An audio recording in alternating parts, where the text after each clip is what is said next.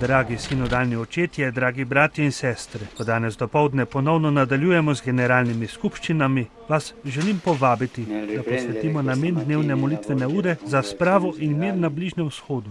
Smo boleče pretreseni in z globoko zaskrbljenostjo spremljamo to, kar se dogaja v Siriji, v Iraku, v Jeruzalemu in na zahodnem bregu Jordana, saj smo tam priče stopnjevanja nasilja, ki vključuje tudi nedolžno civilno prebivalstvo ter povečuje humanitarno krizo neizmernih razsežnosti. S temi besedami je danes dopoldne papež Frančišek začel uvod v dnevno molitveno uro v sinodalni dvorani, kjer so po 2 dneh dela po skupinah ponovno začeli z generalnimi skupščinami. Vojna prinaša uničenje in povečuje trpljenje prebivalstva. Upanje in napredek pa izhajata samo iz izbire miru. Združimo se torej v skupni goreči in zaupni molitvi Gospodu. Molitvi, ki želi istočasno biti izraz bližine tu navzočim bratom patriarhom in škofom, ki prihajajo iz teh področij, njihovim duhovnikom in vernikom, kakor tudi vsem, ki tam prebivajo.